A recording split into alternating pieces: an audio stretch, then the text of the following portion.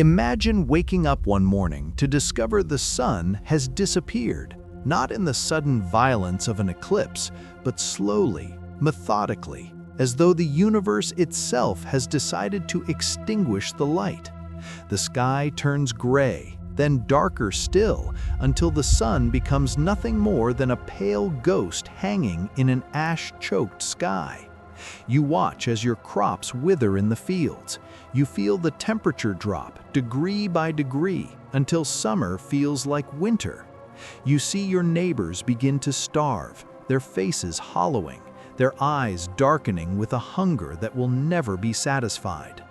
This isn't a nightmare. This isn't fiction. This is the year 536, and you are living through what historians now call the worst year to be alive in human history. The first sign that something had gone catastrophically wrong came in March. A Byzantine historian named Procopius, writing from Constantinople, recorded something that defied all understanding. "The sun," he wrote, "gave forth its light without brightness, like the moon, and it seemed exceedingly like the sun in eclipse, for the beams it shed were not clear." From that moment forward, the world was plunged into what historians now call the Late Antique Little Ice Age, an 18-month period of darkness that would trigger a cascade of catastrophes lasting decades. The sun's light had been reduced to a dim, eerie glow, as though the heavens themselves had been draped in a funeral shroud. Across Europe, across the Mediterranean, across Asia, people looked up at the sky and knew, in the deepest parts of their souls, that something fundamental had broken in the natural order.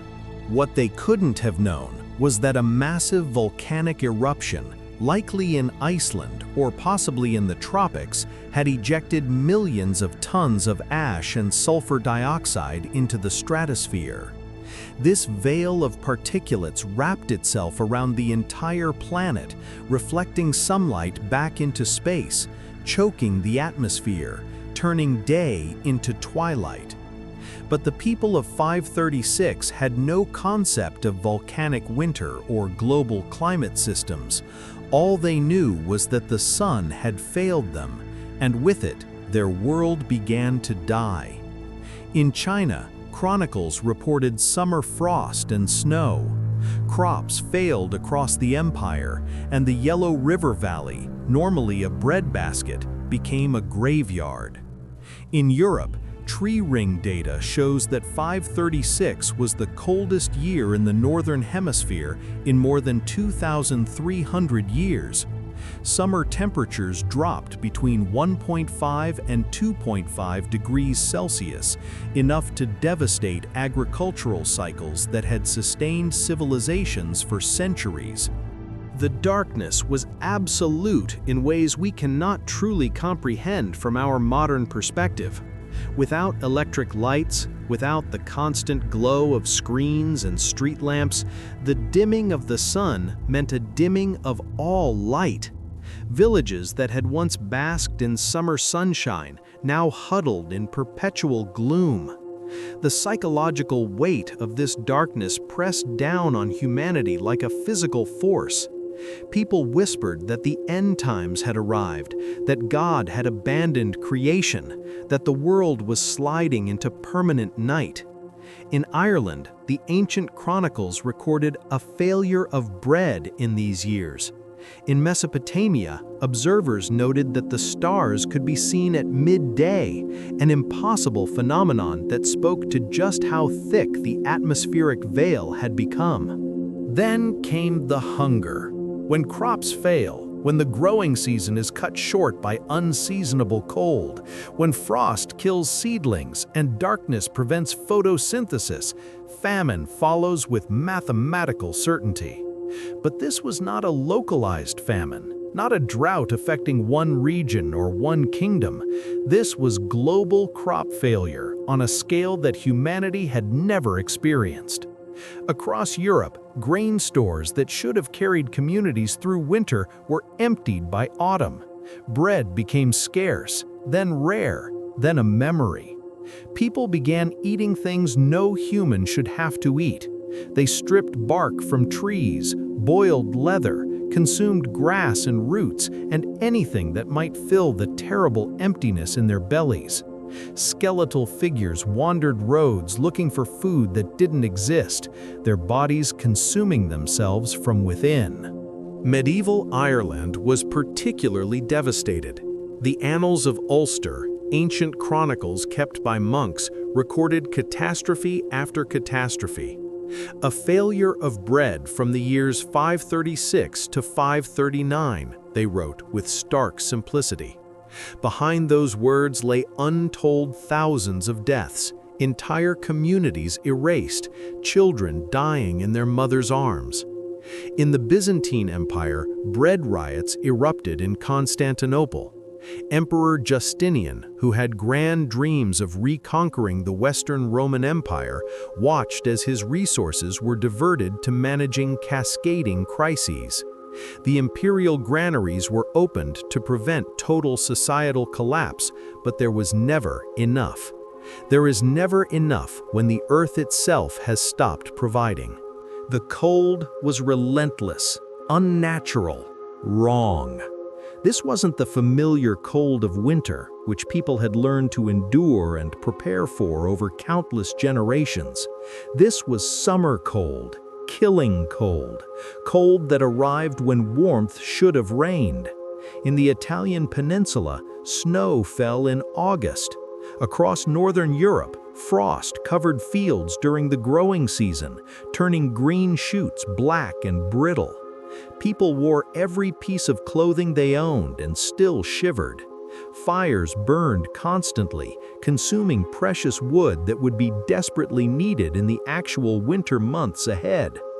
The human body can endure remarkable hardship, but it cannot indefinitely sustain itself without food while fighting constant cold. Metabolism increases in cold weather, demanding more calories precisely when fewer calories are available. It is a death spiral encoded in biology. But the year 536 was merely the beginning. The volcanic eruptions continued. In 540, another massive eruption, possibly even larger than the first, sent a fresh wave of ash into the stratosphere. The wounds inflicted on global climate systems in 536 had not healed, had not even begun to stabilize when they were torn open again. Tree rings from this period show growth stunted to almost nothing, the biological record of trees simply trying to survive rather than thrive. And then, as if the cosmos had not inflicted enough punishment on humanity, came the plague. In 541, just 5 years after the darkness began, the first outbreak of what would become known as the Plague of Justinian emerged from Ethiopia.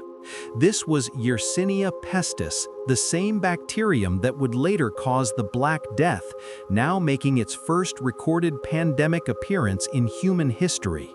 It spread along trade routes with horrific efficiency, reaching Constantinople by 542.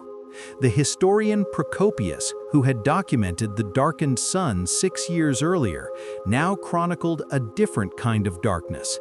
At its peak, he wrote, the plague was killing 10,000 people per day in Constantinople alone. Bodies piled in the streets. The living could not bury the dead fast enough. Towers were filled with corpses, roofs were removed from buildings to accommodate the mounting dead, and eventually the bodies were simply loaded onto ships and dumped into the sea. The plague was merciless in a way that only pestilence can be. It did not discriminate based on wealth or power or virtue. It moved through populations like fire through dry grass, leaving depopulated villages and traumatized survivors in its wake. Between 25 and 50 million people died during the first wave of the Plague of Justinian, perhaps half the population of the Roman Empire. Imagine watching half of everyone you know die within a span of months. Imagine the parents burying children orphaned, Communities that had existed for centuries simply ceasing to exist because there was no one left alive to maintain them. The combination of climate catastrophe and plague created a synergy of suffering. Populations weakened by years of malnutrition had no resistance to disease. Immune systems compromised by hunger could not fight off infection. The social structures that might have organized relief efforts or maintained order collapsed under the combined weight of famine and mass death. Trade networks fractured. Knowledge was lost as the people who carried it died. In some regions, literacy rates dropped as entire generations of educated individuals were wiped out. The late antique period, which had maintained some continuity with the classical world of Rome, came to a decisive end. What emerged on the other side was darker, poorer, more fragmented. Archaeological evidence from this period tells a story that written records sometimes obscure. Settlement patterns show mass abandonment of agricultural land. Pollen records indicate forests reclaiming fields, nature returning to spaces where humans had lived for centuries. Burial sites from the 530s and 540s show evidence of mass graves, bodies interred without the usual care and ritual, simply disposed of in whatever way was expedient. These are the physical traces of a world in collapse, the geological and biological records of the moment when human civilization nearly broke entirely. And yet, somehow, humanity endured. In the monasteries of Ireland, monks continued to copy manuscripts by candlelight, preserving knowledge through the darkness. In China, the Sui dynasty would eventually emerge from the chaos, reunifying a fractured land. The Byzantine Empire, though diminished and scarred, survived. Justinian's dreams of reconquest faded, but Constantinople remained. Humanity demonstrated the same stubborn resilience that has carried our species through ice ages and droughts and every catastrophe that nature or fate has thrown at us. But the cost was almost unbearable. For those living through it, there could be no sense of eventual recovery, no knowledge that the sun would eventually burn bright again, no assurance that the plague would pass. They lived in the eternal present of suffering, watching their world die around them, wondering if each day would be their last. The year 536 wasn't just a bad year in the sense of unfortunate events or political upheaval. It was the year the natural systems that sustain human life failed catastrophically and simultaneously. It was the year the sky went dark and stayed dark.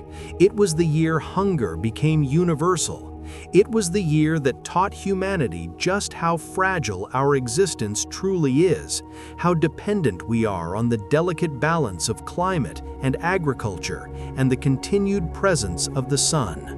We live now in an age of abundance, at least for many, where food comes from stores and light comes from switches, and the idea of global famine seems like ancient history.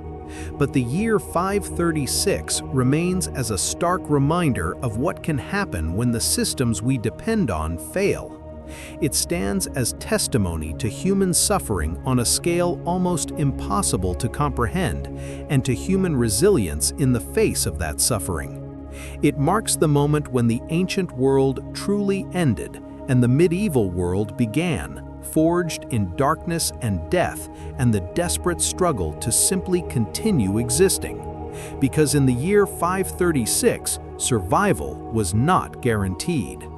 This is Medieval Archive, and we'll see you in the next chapter of history's darkest moments.